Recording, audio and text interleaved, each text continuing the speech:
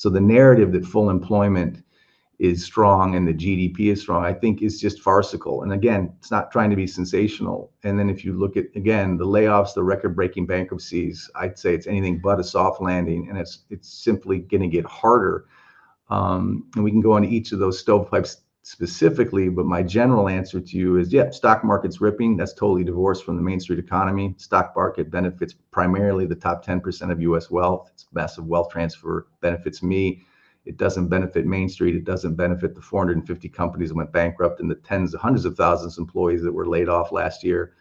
The BLS labor statistics about 700,000 new jobs ignores the fact that there were 1.4 million lost jobs, and of that 700,000, many of those are part-time jobs or people working 2 or 3 jobs. Again, you can get into the weeds of this. It's not sensational, but no, short answer, the real economy is very recessionary.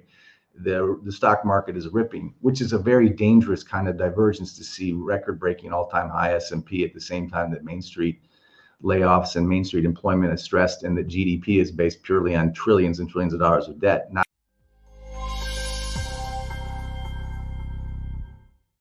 On this episode of the What the Finance podcast, I have the pleasure of welcoming back Matthew Piepenburg. So Matthew is a partner of von Greyerz AG. So Matt, thanks so much for coming on the podcast today. Oh, it's great to be back, Anthony. Looking forward to talking as usual. Yeah, I think it's been close to a year since we talked. Yeah. And it seemed like the world was falling apart. I think it was during the banking crisis of 2023, but the Fed seemed to find a way out of that. But yeah, I guess from your perspective at the moment, things have seemed to be, from the economy have been going pretty well. At least markets are at all-time highs for most assets. So what is your current thoughts on what is happening in the world? No, I think it's an important point. I think we have to be very careful about associating the economy with the stock market. They're two very different things. And it's funny, I was in Vancouver in January, and I'm a precious metals guy. I'm a macro guy. I look at debt levels and currencies, and I look at bond markets and Fed policies and dishonesty and disingenuity, which is fact proven. And they said, but Matt, what's your view on the markets? I'm actually very bullish on the markets when the Fed is acting dovish or talking dovish and then eventually becoming dovish. It's a massive tailwind for stocks. That was in January, and since then, of course, the markets have reached all-time highs. So has Bitcoin and gold and other assets. But it wasn't a surprise to me when Powell was talking dovish at the end of 2023, and then when even the last meeting last week, when he's basically said he's going to be forward guiding rate cuts sometime in 2024. That's a massive tailwind for risk assets. And it's also a massive indication they're going to devalue the dollar, which is another conversation. So and if you even look at volatility on the MOVE index on the Treasury, the markets are anticipating that Powell will actually stick to his word and cut rates sometime this year. So the markets are ripping, and they're ripping on actual net income margins on 5 or 6 names in the S&P 500, which I've said is the S&P 5, really. But it's not a surprise, but it's very important that we distinguish the ripping Fed-generated, Fed-dependent Pavlovian S&P and NASDAQ. Again, the NASDAQ is 50% of it is based on 10 names, and the S&P 500, as I've said, quantifiably equally weighted, is led by 5 companies. The other 495 are actually net negative since 2021. So yeah, the index of the S&P is ripping, the NASDAQ is ripping, NVIDIA is ripping, NVIDIA is ripping. But again, that doesn't mean Main Street economy is ripping. It's a debt-based economy. We've got 6% GDP growth based on 23 trillion in issuings of bonds and notes and T-bills, which have massive implications. And to me, debt-based GDP growth is not growth, it's just debt. And that's not an exaggeration, it's just simple math. And then if you look at the actual Wall Street indicators, as I've said many times in the year since we've spoken, if you look at the M2 money supply, which, Hanke at Johns Hopkins made a good point, that's always deflationary and recessionary indicator. When you look at the Conference Board of Leading Indicators, we went into a recessionary threshold at the December of last year, of 2022 into 2023. When you look at the layoffs, when you look at the real data, the BLS, not the reported data. And again, it's not sensational. Nick Eberstadt's done a finer job than me of looking at what real full employment really looks like, because it's not full employment. So the narrative that full employment is strong and the GDP is strong, I think is just farcical. And again, it's not trying to be sensational. And then if you look at, again, the layoffs, the record-breaking bankruptcies, I'd say it's anything but a soft landing, and it's simply going to get harder. And we can go into each of those stovepipes specifically, but my general answer to you is, yeah, stock market's ripping. That's totally divorced from the Main Street economy. Stock market benefits primarily the top 10% of U.S. wealth. It's massive wealth transfer, benefits me. It doesn't benefit Main Street. It doesn't benefit the 450 companies that went bankrupt and the tens of hundreds of thousands of employees that were laid off last year. The BLS labor statistics about, 700,000 new jobs ignores the fact that there were 1.4 million lost jobs, and of that 700,000, many of those are part-time jobs or people working 2 or 3 jobs. Again, you can get into the weeds of this. It's not sensational, but no, short answer, the real economy is very recessionary. The stock market is ripping, which is a very dangerous kind of divergence to see record-breaking all-time high S&P at the same time that Main Street layoffs and Main Street employment is stressed, and that GDP is based purely on trillions and trillions of dollars of debt, not tax receipts, not real growth, and certainly not foreigners buying our U.S. treasuries or Uncle Sam's IOUs. We are a debt-driven economy. We're flying on rotten wings, on the rotten tailwind of way too much debt and not enough national income. So yeah, Pavlovian market, ripping on a few big names, ripping on real net income margins. That's true, just like Qualcomm and Lucent and Microsoft and other names, and Cisco I saw in the dot-com bubble, ripping on a few names that can last until net income margins decline. But the real economy, I'm sorry, quantifiably on Wall Street indicators, and frankly, just even on, I always say the Oliver Anthony anthem, this song in the US, I repeat it over and over. It's got, hundreds of millions of hits because the vast majority of people think that the rich men north of Richmond are screwing the currency and screwing the middle class. And I think that's true. He's popular not only in the US, but in Ireland and Norway too, because this is a global debt problem. It's a global recessionary problem. It should not be confused with blow off top in the S&P or the NASDAQ. Okay, yeah, lots of places there. Lots of there. Thanks so much for thanks for laying it out for us. And if I touch on a really interesting point you mentioned there, is that, as you said, most of the assets are owned by top 10%. So I guess the bonds, the gold, equities, whereas most of the debt is actually owned by the bottom 50% as well. Because I guess that's why I can say that people are really struggling at the bottom because they have most of the debt. The interest rates are going up. They're being affected by that. But sure, I mean, people on Main Street pay a very different interest rate than the interest on excess reserves that the banks pay or get paid. And the access to cash that people on Main Street or small businesses have is very different than the too big to fail banks. And, one of the benefits I have of being binational or being, half in the US, most of the time now in Europe, I've traveled throughout Europe. I've already been in a few countries this year, and last year I was in the north and the south of the U.S. I was in the Midwest. I've been in, Germany, Switzerland, France, Italy, the U.K., talking not just to hedge fund managers or gold investors, but to people on the street. And the mood is palpable. It's not sensational. Driving through Route 80 and going through Michigan and Ohio just after Christmas, you can really feel and see and hear the stress on the street, not just left-right politics, but the financial stress for the middle class. And as Walt Whitman said, the middle class is the heartbeat. It is the real soul of any country. And I see a middle class being eclipsed by what I call Wall Street socialism, where, the access to capital and the advantages of easy credit have benefited Wall Street for certain, and the too big to fail banks. They get bailed out by the Fed. They get bailed out by the BTFP programs. They get access to different programs that the Main Street businessman doesn't. That explains a lot of the layoffs. But what I see is Wall Street socialism, which is really insider advantages in a rigged to fail system, but Main Street feudalism, where you have this extraordinary wealth transfer in the last 15 years, unprecedented. Again, not sensational. The image I have of Jeff Bezos and his income ratio to his average medium employee is simply psychopathic. It's never been seen before. And, him smiling while there's people in the warehouses, with aching backs. It's an exaggeration a little, but it's a symptom of a larger problem of the greatest wealth transfer in certainly American history. And I would say going further back, we don't have titles like barons and marquises and lords, but we do have a new kind of feudalism. And I think that's being lost in translation because the world in the U.S. particular is so divided on politics, the woke movement, identity politics, arguing about transgender holidays on Easter at the White House versus a huge sucking debt sound right in front of us. But, politicians are good at distracting us in this tribalism that's going on culturally in the US and in Europe with immigration and other issues. But the real problem is financial and fiscal and debt, and it affects markets, it affects currencies.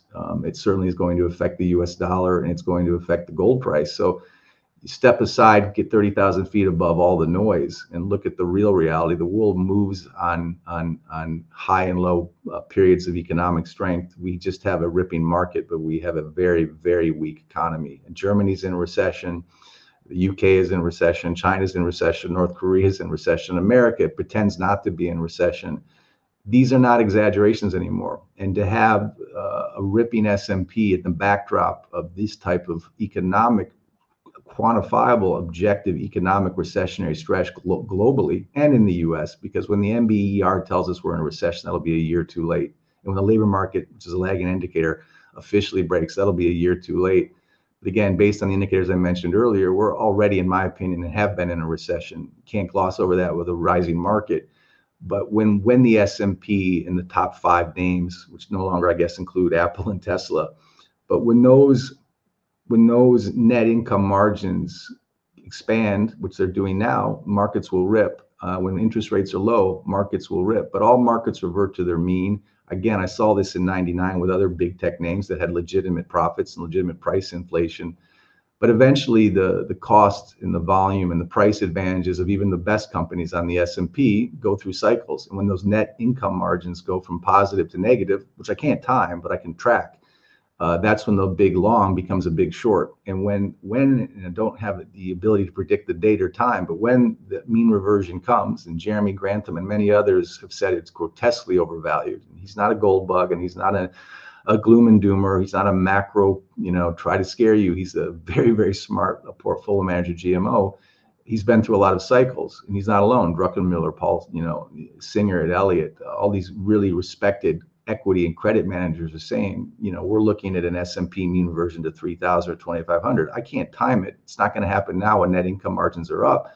But when those net income margins contract, the markets will contract. And when they contract in the backdrop of a global recession, whether it's admitted to or denied, it's admitted to. The German finance minister or chief economist was basically said it's dramatically bad. Our PMI is at depressionary levels. In the UK, the mood is dramatically bad.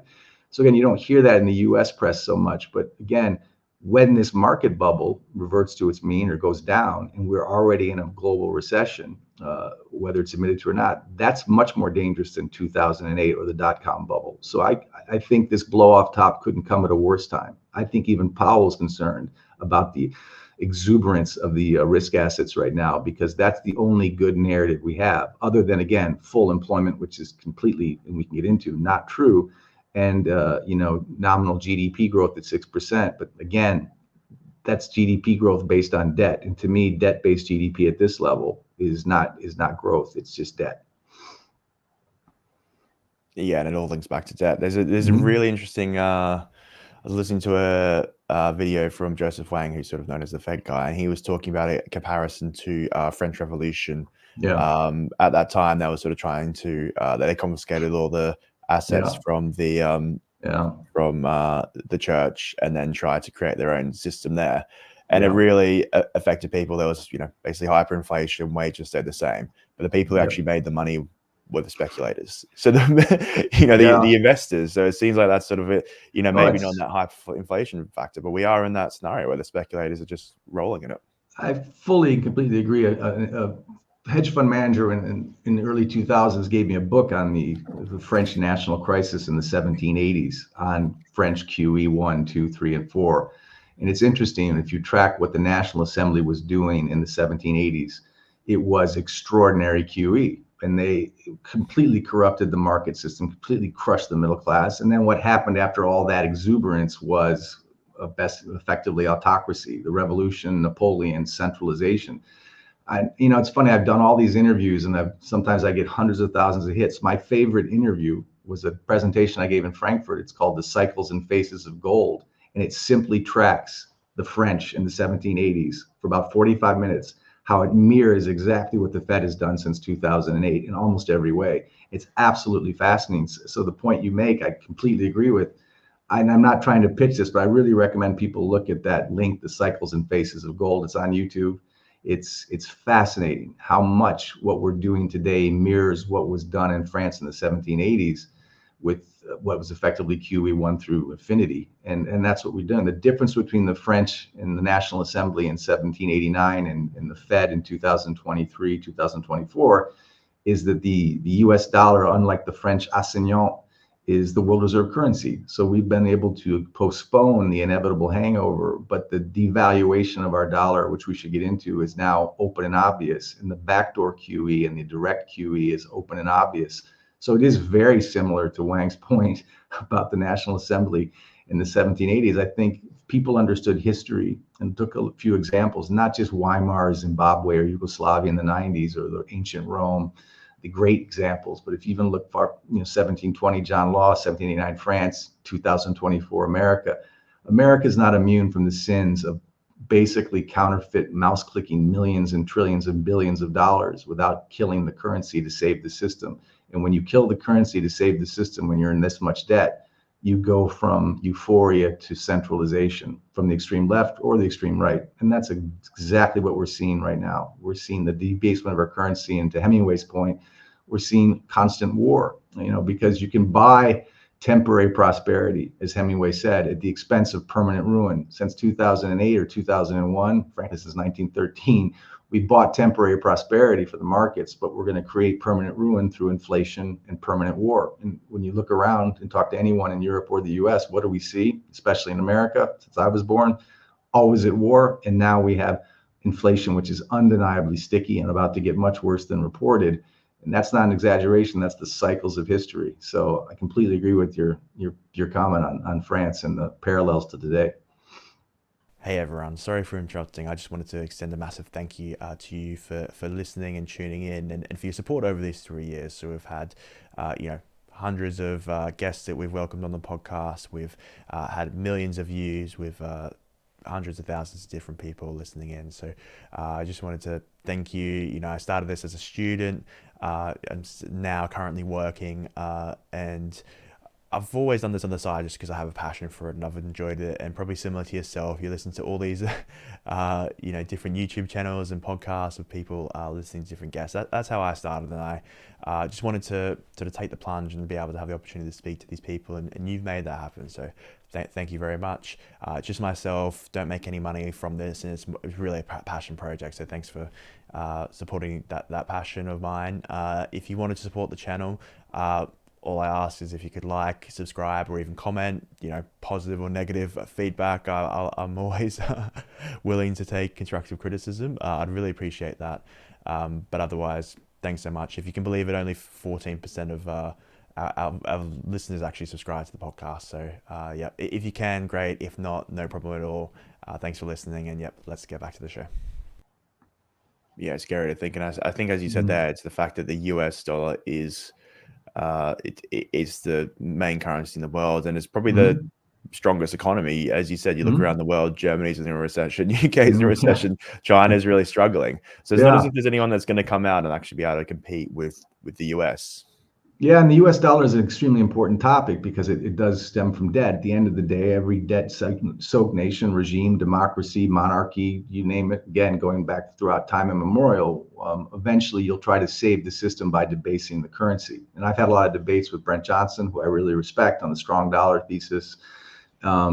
But again, and I think the Fed is signaling loud and clear that they need a weaker dollar because America can't even afford a stronger dollar and higher interest rates. But I think the currency is the thing because the debt market is the thing, and that means the bond market is the thing. When you look at what's going on with the US dollar, there's the headline making topics of de-dollarization, and these are, since we weaponized the world reserve currency during the Putin sanctions just 2 years ago, myself, Grant Williams, Ronnie Sturfula, Jim Rickards, Andy Scheckman, all of us understood that this was a watershed moment. It didn't mean the dollar was going to die overnight.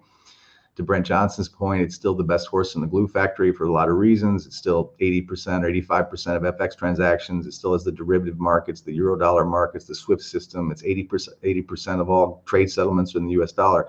We never said the dollar was going to die overnight, but the speed at which the world is de-dollarizing is actually even faster than I thought 2 years ago. You can't deny that anymore. So the de-dollarization thing is fascinating, but that's not really the end of the dollar. The end of the dollar will come from the central bank, the Fed itself, and we can go into why that's happening. The other thing that's fascinating and not talked about enough is just last year in the oil markets, the petrodollar markets. It's not a coincidence that, when we decoupled from the gold-backed currency in 71, that Nixon and Kissinger were running around in the Middle East trying to make sure that the OPEC nations bought our oil and made it bought in US dollars. That created a natural global demand for an otherwise unchaperoned paper fiat dollar. And for over 50 years, the world has been forced to buy oil in US dollars. That creates tremendous demand and strength for an otherwise debased and inflated currency. But what happened in 2023, which again isn't talked about enough, is 20% of global oil was sold outside the US dollar. That has extraordinary implications which haven't played out. And Saudi Arabia and the UAE are still pegged to the dollar, but so they don't want to see the dollar tank yet. But unlike Libya or unlike Iraq, and we know what happened to Gaddafi and Saddam Hussein when they tried to sell oil outside the US dollar, whether it was in gold or euros, well, they disappeared off the face of the earth.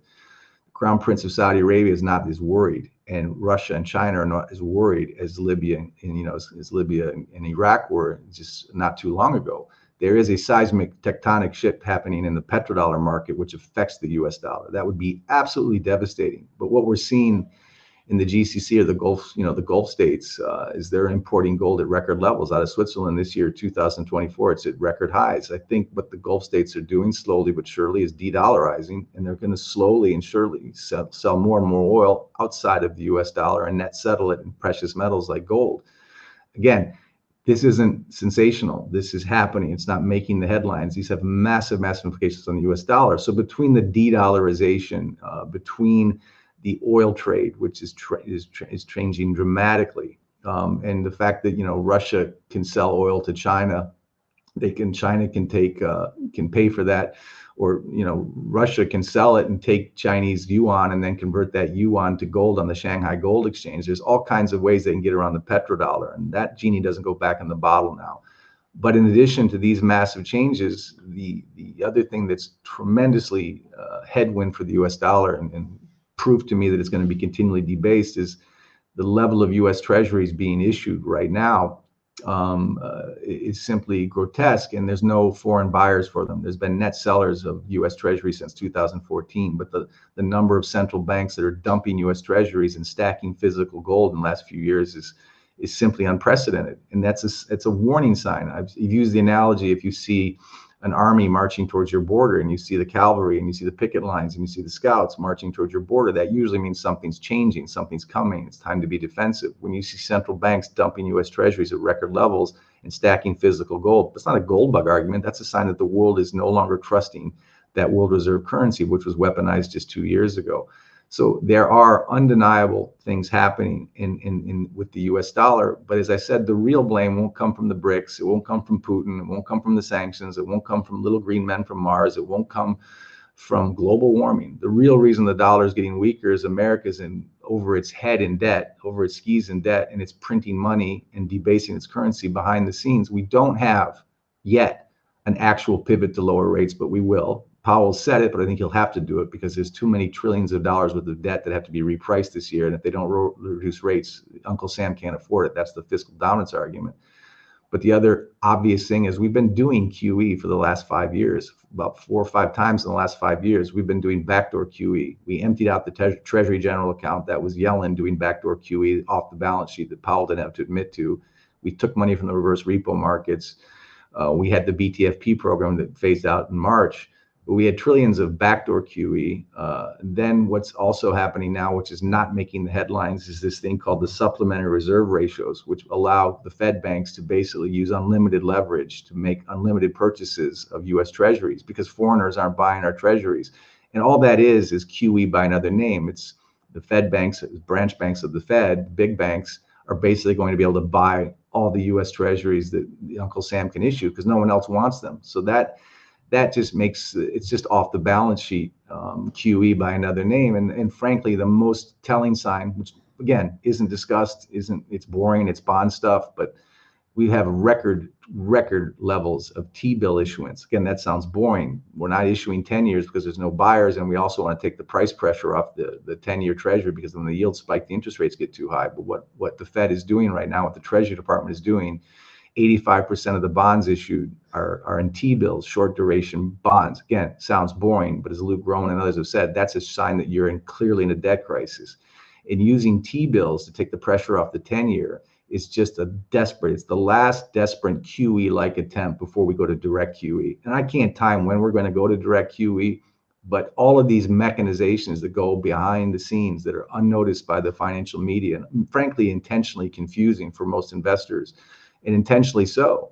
But the BTFP program, the TGA, the reverse repo markets, the T-bill issuance, and now this little very quiet SRS ratios, these supplementary reserve ratios, these are all Wall Street tricks to create liquidity, to take pressure off of the Fed. But it is just QE by another name. It is inherently inflationary. So we do have a currency crisis, and we do have an inflationary crisis. And I'll say one more thing before his monologue is, I'm not a big fan of Larry Summers. I mean, I consider him an arsonist who pretends to be a fireman. Larry Summers was the president of Harvard when I was there. He had a lot of controversy there. He was also a Treasury Secretary. His fingerprints are all over the Glass-Steagall bill, which basically turned commercial banks into hedge funds using depositor money for risk. He also, basically deregulated the derivatives markets, which destroyed Harvard's endowment and the rest of the world in 2008. So his fingerprints are over bad things. But he's a clever guy, and he's trying to look like a fireman now, despite being an arsonist. But he came out something recently on a tweet, which is true, that he said if you use the inflation measuring metrics in the pre-1983 housing metrics, that we would have had peak inflation last year reported accurately at 18%, not 3.7, 18% inflation. So that means we really do have negative real rates. That means we really aren't winning the war on inflation for a number of reasons. We're not. But as I've said many times, we're broke. The country's broke. Powell needs inflation to be higher than the yield in the 10-year, realistically, in terms of actual math. But politically, publicly, he has to misreport inflation, grossly misreport inflation. So between John Williams and Shadow Stats and, frankly, Larry Summers, we have double-digit inflation right now. Everyone on Main Street feels it, but the Fed tells us we're around 3.5%. It's just, as Jean-Claude Juncker said at the European Commission, when the facts are bad, we lie. That may sound sensational, but I think everyone listening to this knows that everything it costs a lot more, that inflation is misreported, deliberately so that we can claim to be winning the war on inflation. But we're really not. We need inflation. Powell needs inflation to inflate his way out of debt. That benefits Powell. It doesn't benefit the man on the street. It's just another rig to fail trick behind the scenes that very few people are aware of. Yeah, it's a really interesting point. It might not be lying, but it might be using certain statistics that are going to shape the message that you want to deliver, because it's the classic notion that you don't say, what value will this add? If it doesn't add any value, why would I say it? That's sort of, I think political. A lot of these people look into, If I were a Fed official, I'd say the same thing. If I were trying to keep my job and keep the system going based on words rather than math, I'd say the same thing. But I'm not constrained by a political party or a bank, so I'll just say what I think. And many people, I think, who look at the facts would agree. We can all have different opinions, but the facts are what they are. Yeah, but it's all about narrative. So you mentioned pretty funny that the US is the best horse in the glue factory. Mm-hmm. I think, do you see in the next few months, potentially the next 6 months or so, that the US dollar could actually have a bit of a parabolic push up? Because if you think about it, it seems like the UK is going to cut interest rates early, the EU is going to cut interest rates early. Basically, the whole world is going to cut interest rates, but the US is probably going to remain quite consistent. Could you see something like that happening? Yeah, I think the end game is very obvious to me. In the next 6 months, it's an interesting question. The end game to me, as I've said over and over, and I'll continue to say it, and Brent Johnson will disagree in the short term. He thinks the DXY is going to go up. I think that's a good diagnosis of where we were. I think the prognosis is different. I think even Uncle Sam, even the Fed, even Yellen, even Powell, and whoever's in the White House next year, we need a weaker dollar. We need to cut rates because we can't afford higher rates to pay back our own sovereign debt, whether it's on the short end or the long end of the curve. It's too expensive. And the S&P has over $750 billion in corporate bonds that have to be repriced this year. If we stay higher for longer, that's going to be crippling to the S&P, where we get a lot of our tax receipts. And Uncle Sam has over $8.9 trillion in IOUs that need to be repriced this year that roll over. So we really can't afford higher for longer. Now, Powell can do what he can do. I can't predict specifically what Powell will do, but my guess is, and he's already told us he's going to cut rates. We only have 6 more Fed meetings this year, and he hasn't cut rates yet. We can guesstimate. I think it'll probably be in September or towards the end of the year. I don't think it'll be as soon as June. I could be wrong. I do think he has no choice but to cut rates. If he cuts rates, that will be weaker for the dollar. If other countries cut first, then yes, the U.S. would be relatively stronger on a DXY measurement. Again, the best horse in the glue factory, but I say it's still, or the best patient in the ICU. I don't want to be the best patient in the ICU. I don't want to be in the ICU at all. That's why I invest in gold. But the point is, even relative strength of the U.S. dollar doesn't change the fact that its inherent purchasing power will get weaker. It'll just be relatively stronger than the other ones that are even weaker. It's not necessarily a contest I'd want to win. But to your question, if other nations cut rates faster and deeper, yeah, their currencies will sink faster and deeper than the U.S. dollar. And Brett Johnson does make a very good point. What other currency are you going to use as a trade settlement currency or as a safe or a regulated bond market? It's not going to be the ruble or the yuan or the peso or the British pound sterling or the euro or even the Swiss franc, which is a healthier currency than the dollar. The U.S. dollar does have supremacy, as Rick Rule said. It's just its hegemony and its trust is now irrevocably changed. But the most important reason I think the end game is inflationary and debasing is because even the Fed and Uncle Sam and the White House, whoever is in there, is going to need a weaker dollar, like the French did in 1789. So you'll get inflation in asset classes measured in currencies that are getting weaker and weaker, which is, again, one of the primary arguments for Bitcoin or for gold or alternative, anti-fiat currencies. Again, my bet is on gold. Certainly, it's more sexy to be in Bitcoin right now. I'm not against it. I'm not making fun of the speculators in it. It just doesn't have the same trust for me as gold does. And I think the U.S. dollar doesn't have the same trust that gold does. That's why central banks are stacking gold and not crypto and not U.S. treasuries and not U.S. dollars. And that's why the BRICS nations, they're not fighting the Fed. They're not fighting the dollar. They're just going around it, like the Maginot Line in World War II. And the French built all these forts so the Germans couldn't invade. The Germans just went through the Ardennes and went around the Maginot Line. And the BRICS nations aren't going to try and fight the Fed or create a new BRICS-backed currency this year. They're just going to net settle outside of the U.S. dollar. They're just going to go around the Maginot Line. They're going to go around the dollar. And eventually, I think the petrodollar system is going to see some serious stressors. All of these signs to me, in addition to the not QE that we already have, and then we're going to eventually have front door QE and not backdoor QE, and the addition of more rate cuts, to me, that all signals a weaker and weaker dollar. It may be relatively stronger than certain other currencies, but the world reserve currency just isn't what my dad's world reserve currency was. It isn't what the Bretton Woods world reserve currency was. We welched on that in 71. And ever since then, we've been exporting our inflation to everyone else. It was our currency, their problem. Well, now it's our currency, our problem too, because we can't afford the interest rates on our own debt. So we have to buy our own debt. We used to do it at the Fed. Now we'll use it through these SLS, these new tricks. But we're eventually going to have to resort to reflationary direct QE at some point. We're already doing backdoor QE now. We're cutting rates. We're going to do front door QE at some point. It's a repeat of what happened in 2018, the higher rates and the QT and the trying to reduce the balance sheet. It ended in unlimited QE in 2020, and I think Powell's higher for longer is the same thing. He's going to end up having no choice but what Luke Roman calls super QE, or I call QE to the moon. But again, my point is we've already been doing super QE. It's just been behind the curtains.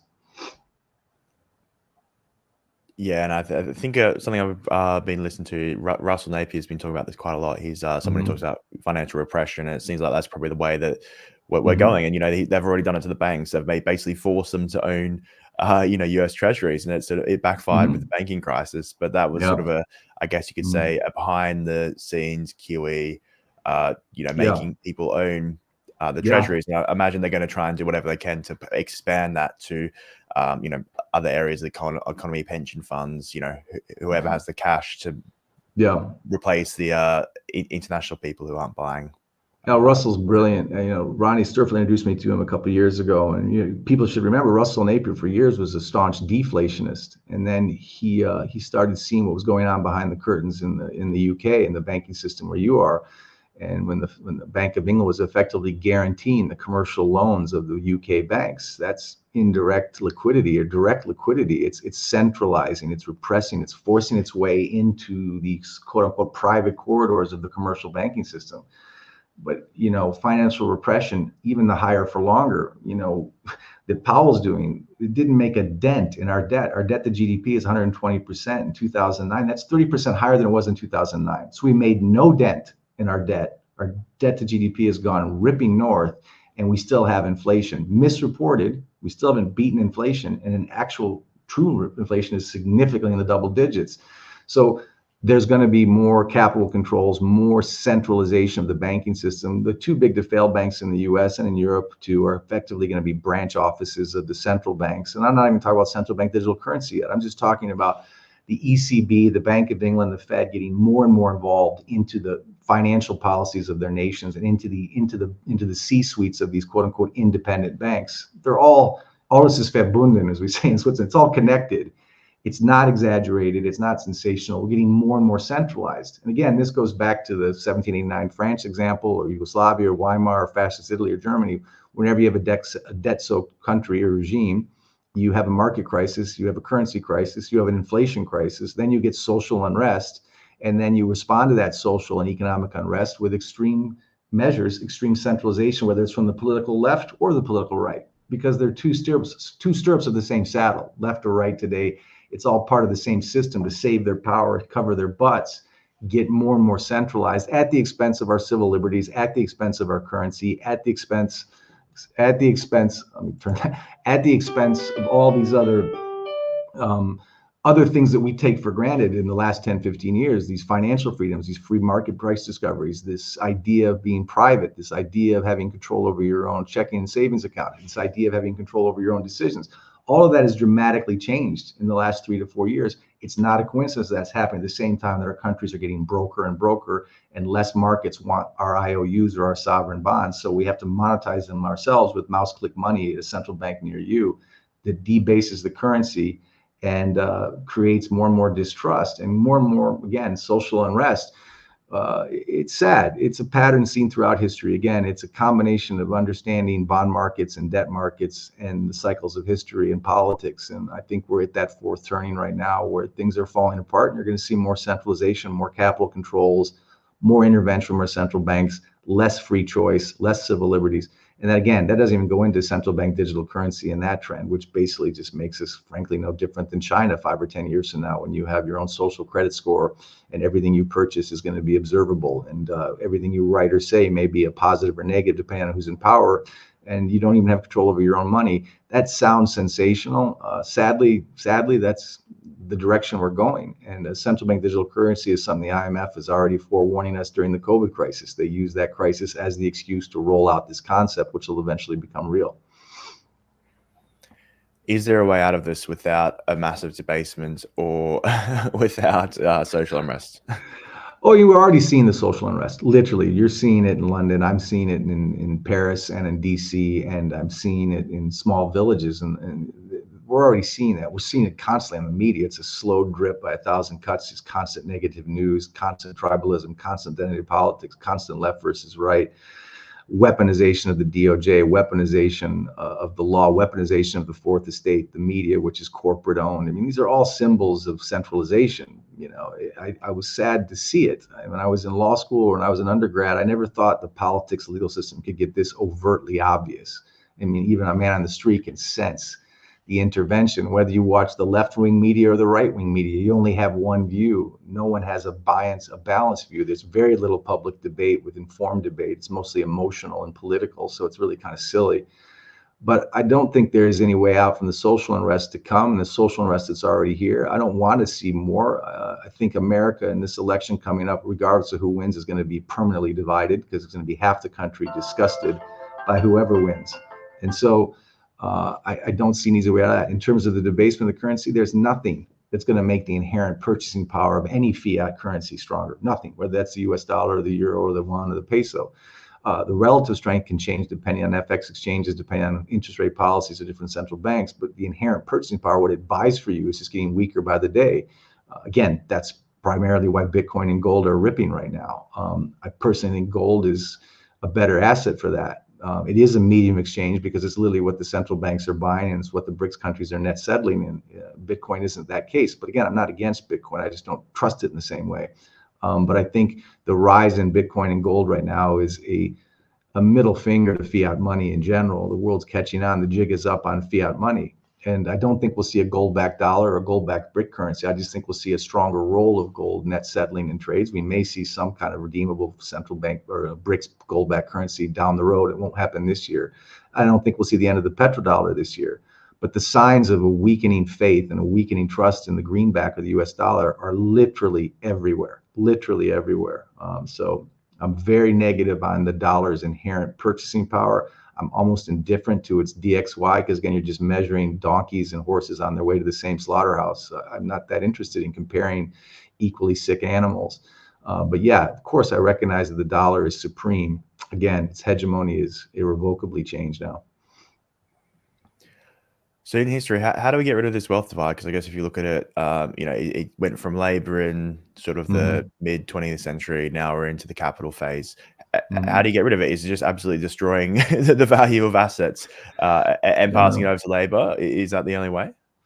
I mean, there's two answers. The dark answer is Hemingway's answer. You get rid of social unrest by distracting the masses with inflation and pain and war. Wartime economies, good guys, bad guys, creating narratives to keep your mind off the failures of your own policymakers, the failures of your own leaders to put you in this much debt where you're this desperate. Hemingway lived through 2 world wars. He was not an economist. He wasn't a central banker. He certainly wasn't a politician, and he certainly wasn't perfect, but he was blunt.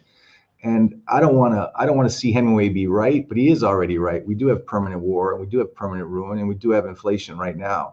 The other way to distract the masses is tribalism, arguing about religion, arguing about sexuality, arguing about left versus right, arguing about immigration.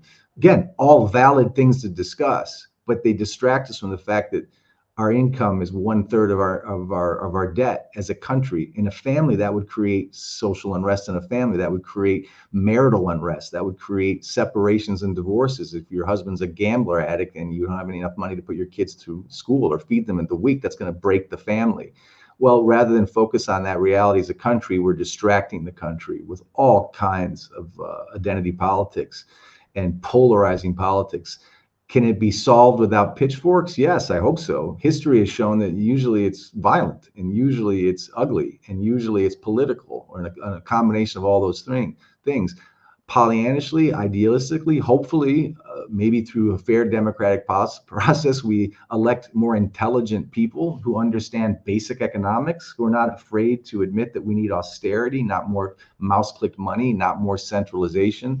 Like a family, you would talk about, honey, we need to tighten our belt. We need to spend less. We need to suffer a little, take less vacations. As a country, we need to trust our leadership to believe that.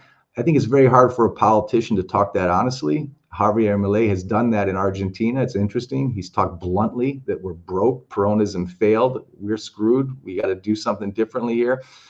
Not many Western politicians can do that. And frankly, not many Western voters are willing to hear that kind of negativity. They don't want to hear that either. They want someone to save them. So it's not just the fault of politicians. It's the fault of voters. But voters don't trust their politicians left or right the way they used to. The world doesn't trust our dollar the way they used to. I think Americans that I can speak for are willing to make tremendous sacrifices. That Kennedy quote, ask not what your country can do for you, but what you can do for your country. I think Americans throughout history have shown that they're very brave and they're very willing to buckle down when they believe in their government, when they believe in their fellow citizens, when they believe in their country. Even after a civil war, America was capable of doing great things. The problem today, politically and financially, is our country is completely spiraling into tribalism and factionalism, and it's a fractured society. It's a have and have not society, which is based on Fed policy and this rigged to fail system that I wrote about years ago. These are not dramatic things. Anyone walking around America, I've never seen it more divided, the divided states of America. You're practically looking at succession in places like Florida or Texas or Tennessee. It's not an exaggeration. People are picking their camps, red versus blue. And then there's all these other things that divide us. So I hope that there's some way that we can get past the sensationalism that's coming from our government, from our media, and come together and have a common vision of what America can be, or what Europe can be, or what England can be. That seems kind of idealistic right now. And I think it's harder to be idealistic when there's financial stress. When there's financial stress, it's very hard. As I've heard it said before, when you stand out in the rain long enough, you'll get in anybody's car. When you've got nothing to lose, you'll try anything. And a lot of citizens throughout the world that I've traveled through in the last year have no place else to go. They don't believe, and they'll get in anyone's car. They'll believe anything, and they're angry and they don't trust. So again, we're getting off of financial issues, but politics affect markets, markets affect politics, and that affects our experience not just in the markets or in our gold investments, but in our backyard. So you can't ignore these topics. I don't claim to be an expert on how to solve them all, but we have a lack of transparency about our debt, a lack of transparency about our foreign policy, a lack of transparency about our domestic policy, that everyone's just feeling like they don't know who to trust anymore. Yeah, and it's as you said, hopefully there's a way out of it democratically. Yeah, I hope so. I hope so. Cause further social unrest. But yeah, Matt, thanks so much for your time today. Really appreciate it. Last question, what is one message you'd like people to take away from our conversation? Well, again, I think the thing is to just never take any one pundit's word, not my word or anyone else's. If you have a strong view on something, take an alternative view. I really believe that's the one thing I took from law school, is the ability to look at two sides of every argument, whether that's politics, markets, the S&P, the inflation, deflation debate, gold versus Bitcoin, anything. Be very informed. Don't be stubborn. But look at cycles of history. Read some good books, not just the books that agree with you. Whether it's on global warming or whether it's on precious metals or whether it's on foreign policy, there's some pretty smart, informed people who spent their whole lives in those spaces who have objective opinions. I think we need to get away from emotional, 30-second, 50-second short clip attention spans and dig deeper into these issues. I think if you dig deeper into the banking crisis, the currency crisis, the central bank crisis, you won't have to think that things like Bitcoin or gold are just kooky alternative assets. That if you look at history, you've got to prepare for changes. You don't have to be afraid, but you have to be prepared. I think you have to really take a solid look at the purchasing power of whatever currency you measure your wealth in, whether you're in the top 1% or the bottom 1%. You have to think about preparation. I know it's hard. There's a lot of sensationalism in the precious metal space. There's a lot of gold bugging, but to me, it's not gold bugging. It's common sense. You've got to preserve your purchasing power of your money.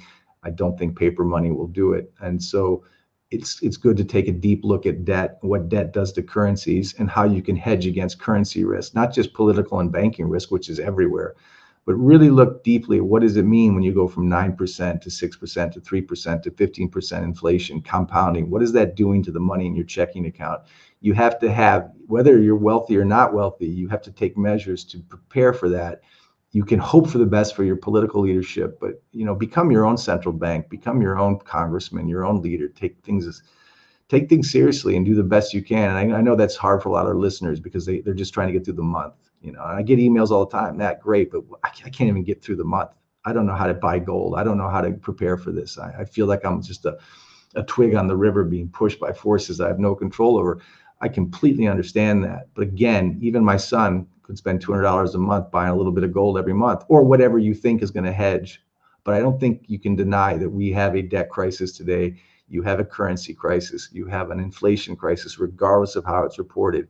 I don't think you can deny that if you're clear-eyed and open-eyed, if you have eyes to see and ears to hear. It doesn't have to be Matt Piepenburg's view. Look at other people who agree or disagree, but we all kind of come to the same conclusion. I had a big debate with Brent Johnson. I agree with 99% what Brent thinks. We're on the same page. Whether we think the DXY goes up or down is a debate, but we all agree that gold wins in the end because paper money dies in the end.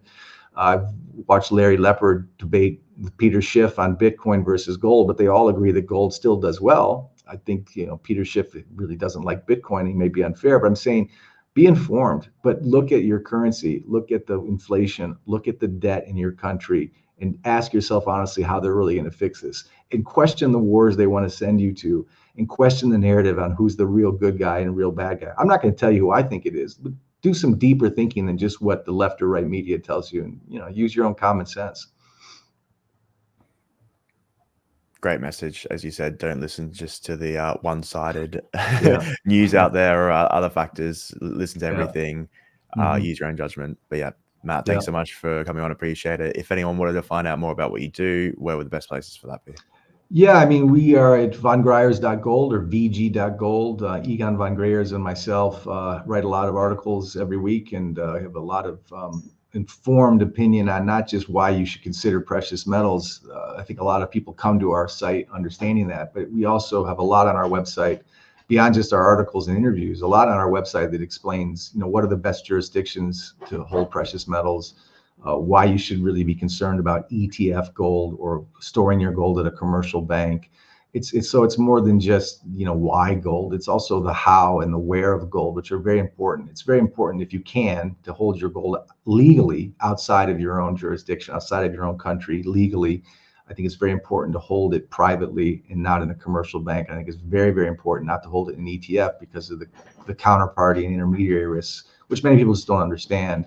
Are pretty severe, especially as we head into more and more, banking and political crises. The family offices that I talk to, they're all concerned about inflation and geopolitics. So, how you own your gold is just as important as whether you should own gold. And that's what our website spends a lot of time trying to help people understand objectively. Yep, great. I'll put that on the description below. But thanks again for coming on today. Really appreciate it. Thank you, Anthony. Talk soon. Hey everyone, thank you for listening. I really appreciate the support. If you've got value out of this, I'd really appreciate it if you could like, subscribe, or comment, good or bad feedback. I'm always open to that. But it really helps with the channel. As I said before, only about 14% of people actually subscribe to this channel. So if you were to that, it would really help. It could mean we could continue to grow. If not, thanks for watching and see you on the next show. And you also might like this video right here. All right, thanks again.